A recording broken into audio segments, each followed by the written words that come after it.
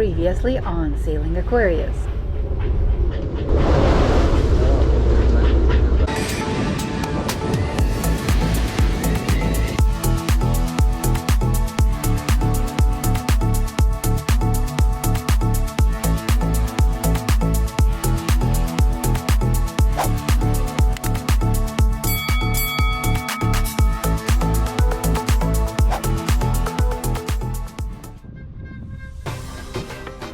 Welcome to Socotra, a place you never have heard before. Socotra is a small island at the tip of Africa Horn that belongs to Yemen. After that treacherous sail, we dropped our anchor around here. Agent showed up next day, and luckily after night sleep, Ken already felt better. And there go ride to shore, and Mr. Powers is going to the hospital. That's me. Heading to the beach. Do you feel like you're in the movie Dune?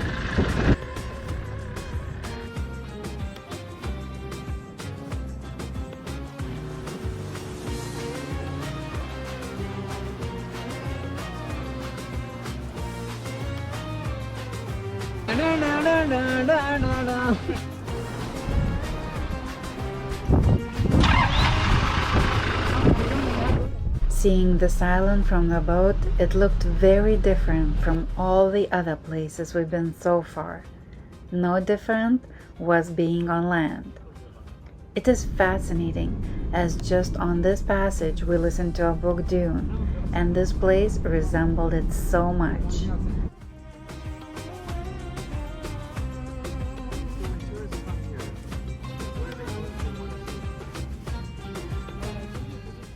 Since we don't need to go to immigration or customs, our first stop, a hospital, which is in Hadibu, the biggest town on island.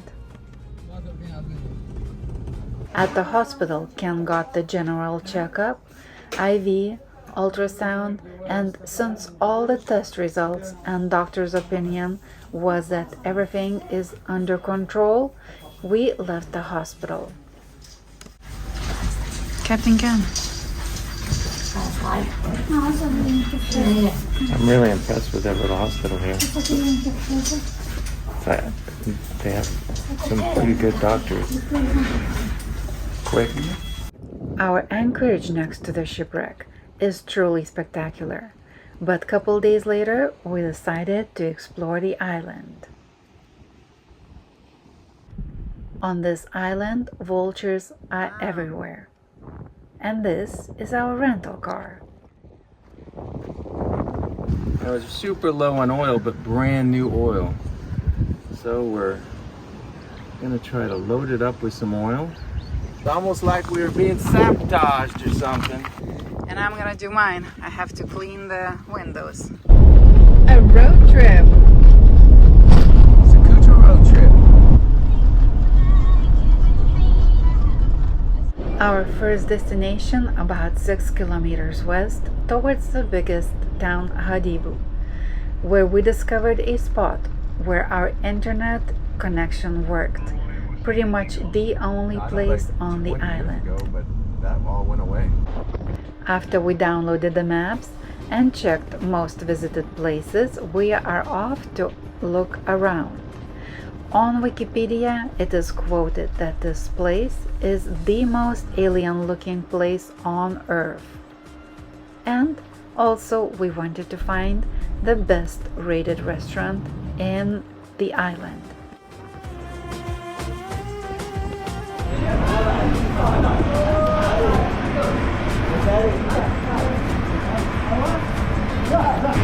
Well, I hope the food's good.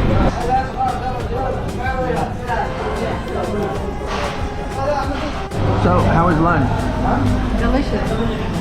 It was really good. Yeah, absolutely.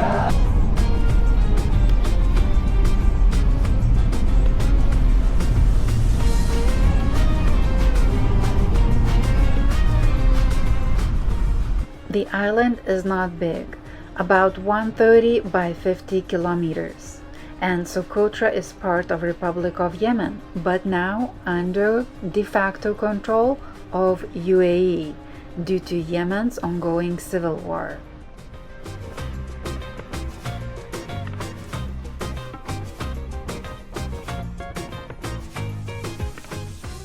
We are off into the mountains.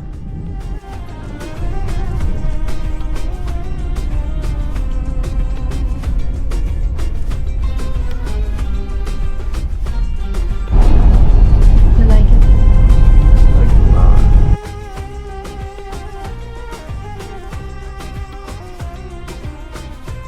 Wow, that's a beautiful valley. No wind at all.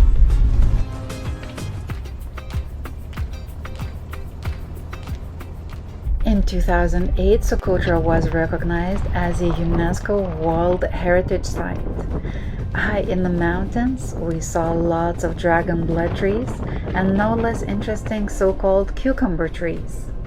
We got a glimpse of canyons, and since the road was leading to nowhere, we had to turn around, and on the way back we picked up a couple hitchhikers, which are very common here since there is no public transportation. On the way back, we stopped in a town again with hopes to find a nice place, preferably with internet, and relax. Unfortunately, we did not succeed.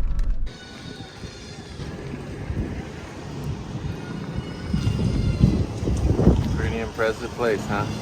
So apparently I cannot drink in the street. When I did, the car stopped and they were staring and pointing fingers at me. A bit disappointed, we went back to Aquarius. In multiple locations on island you can see the tanks left from the Soviet times since 1980s. I'm not sure why, but there's so much baby pufferfish. Why are they all here? So many of them. We were not so confident leaving our dinghy on the beach, therefore every time somebody drop us off and pick us off.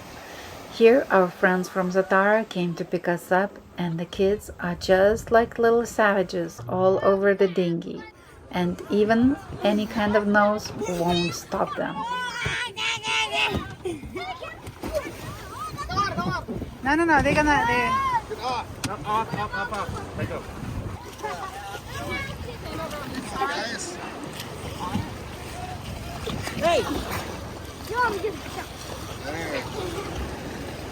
After a couple of days, we were willing to leave the island, but the weather was not cooperating. And to say the least, we were not eager to get back into those 50 plus knots of wind again. Captain Ken! Yes, What's up? we're going into the ship. Oh no! Wars! Welcome, gang! Yep, it opens up wide.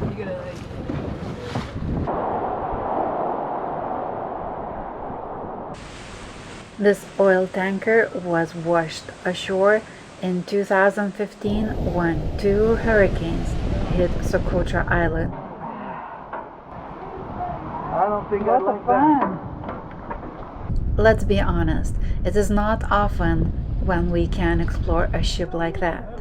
So we were all in, and it was interesting, a little bit dangerous, and quite enjoyable. Until the kids found us. They were so obnoxious, just like when you saw them on the beach on a dinghy. And the only desire was just to get off the boat. Hey! Hey! No. Feel my friend. Move. Back away. Oh my goodness, these kiddos. After we left, kids found Jack and Finn. and pestered them until they couldn't take any longer and jumped off the boat. King, go! It's throwing stuff at me. What? Did you see that? Yeah, I did. From the top. I don't know what he threw.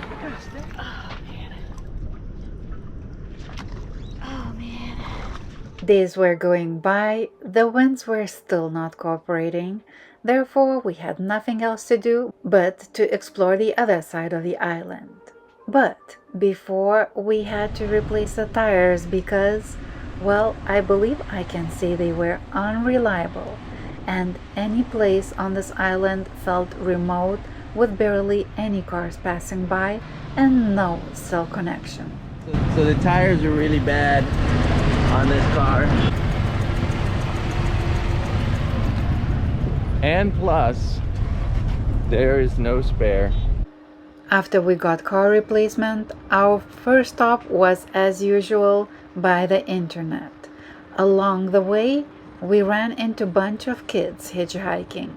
We stopped and let themselves figure out how many can fit into our car. They got into the back seat, opened the trunk, got in and closed it all by themselves, so no kid was left behind. We were just speechless in an amazement.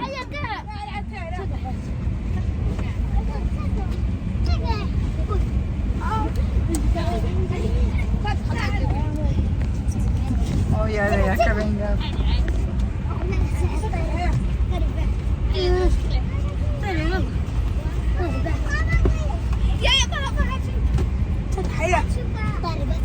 Like a little devil.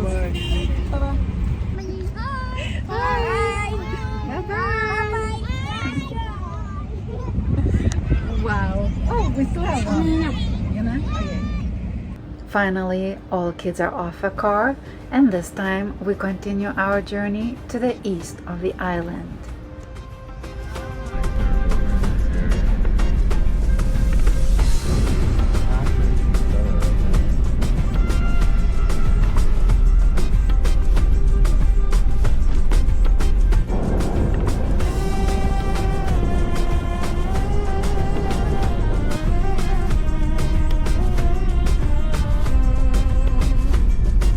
Cannot stop staring at the ocean. I just can't believe we were out there. Look at that. That is just incredible. Nasty ocean. The most nasty ocean I have ever seen. But look at these. That is just ugliness. Yeah. Get your sailboat out in that crap.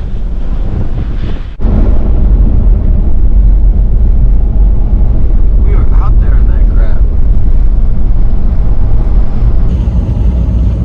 Look at this beach though. Nice beach. The island, beautiful and scary. And even capturing the beauty was painful, with all the sand beating into the face. I'm sure there was so much more to see. Unfortunately, it was not easy. Finding the place to eat was hard. Finding any kinds of provisioning was very difficult. Even eggs, we were not able to find any. Then, the language barrier. Barely anybody spoke English. Plus, even we had a rental car, it was so unreliable, and it was really dangerous for us to drive somewhere far away where we can get lost and no connection at all. And as we were driving for hours, there were very few cars that passed by. As soon as winds were favorable, we were ready to leave. So we got the impeller changed, we got the oil change, made sure all our fluid levels are good, made sure there's nothing wrong in the engine room, nothing loose, because we know what we're going into this time. So everything's in ship shape in the engine room, except our generator doesn't work because it looks like there's some type of back pressure right after or at the elbow. We're all geared up. And we're heading down to the prop. Make sure that puppy's clean so that we don't burn any more fuel than we have to, and plus no more vibrations.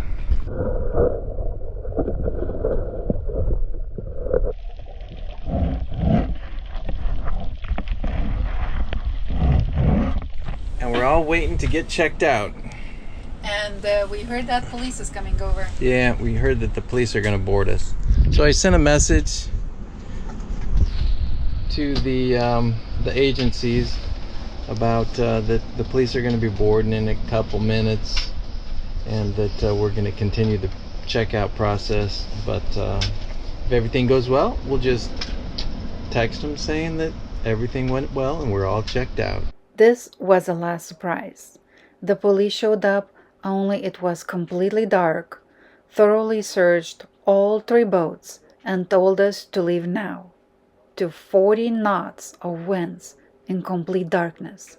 After seeing our blank stares and thus telling them how dangerous it was, they finally agreed for us to leave next morning at 4 a.m. Wow, that was the last drop to our eagerness to leave Socotra as soon as possible. Next on Sailing Aquarius.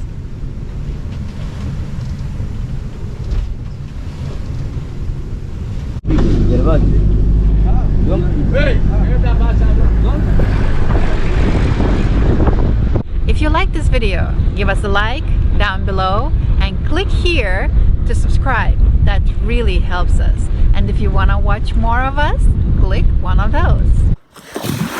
They said it came from Spanish.